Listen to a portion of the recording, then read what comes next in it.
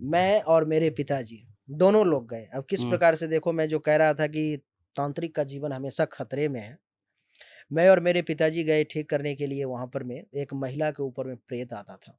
बहुत परेशान करता था उसको, और कोई अगल-बगल के व्यक्ति ही ने उसको क कर रखा था इस प्रकार से।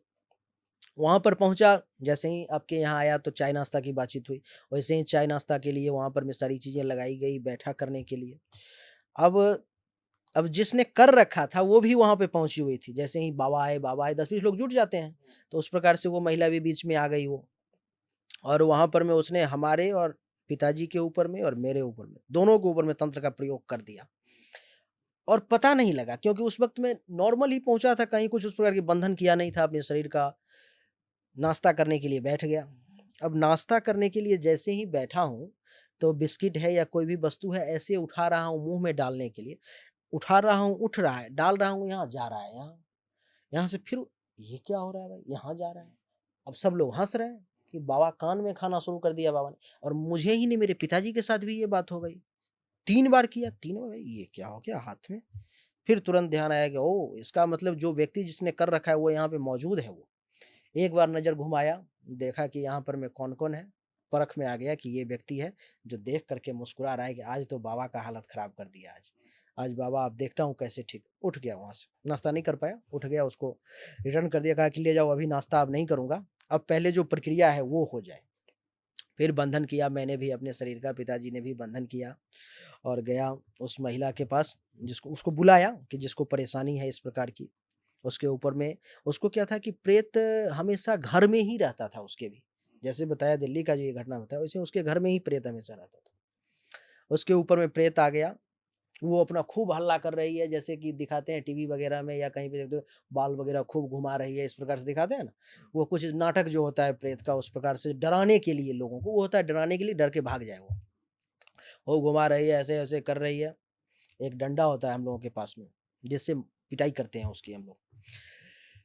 तो वहाँ पर मैं पहुँचा, वहाँ पे बुलाया, कहा कि जो ऐसे क्या देख रही हो? एकदम ऐसे आँख को ऐसे पूरा एकदम टाइट करके आँख देख रही थी ऐसे।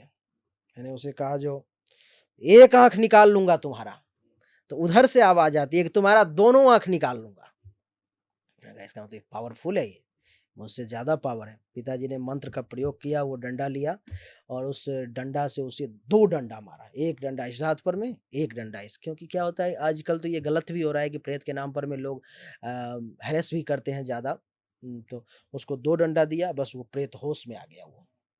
पूछा फिर, "अब बताओ, अब 1 आँख निकालोगे या 2 आँख निकालोगे?" कहा कि नहीं मैं नहीं जाऊँगी, ये वो दिस दैट इस प्रकार से विनाश कर दूँगी, ये कर दूँगी, इसके परिवार को तबाह कर दूँगी। फिर पूछा कौन भेजा, क्या किया? तो क्या होता है कि वो लोग बताते नहीं जल्दी, प्रेत भी बताता नहीं। उसमें फिर हम लोगों ने ये कहा कि तुम हो कौन? अपना नाम बताओ। तो झूठ भी बोल देते हैं कि मैं ये हूँ, जबकि वो रहते नहीं।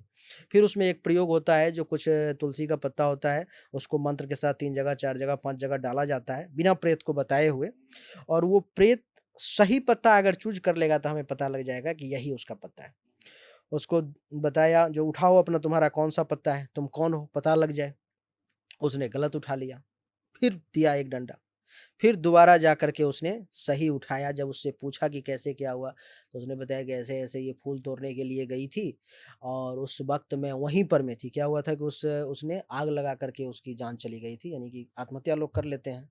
तो उसने आत्महत्या कर लिया था, तो कुछ लोगों ने देखने के लिए उस फूल के पेड़ के नीचे उसको रखा था। जब वो जलाने के लिए ले जा रहे थे, तो उसको रखा कि देखें, देखें ज़रा, गाँव में होता है इस प्रकार का। तो वो देखने के लिए, और उसी वक़्त उसका प्राण निकल गया। तो वो उसी वक़्त वहीं पर में रहने लगी, उस फूल के पेड़ पर में। जबकि मंदिर है बगल में। कहते हैं कि मंदिर के कैंपस में प्रेत नहीं आता। मंदिर के अंदर नहीं जाएगा, लेकिन बाहर तो रहेगा।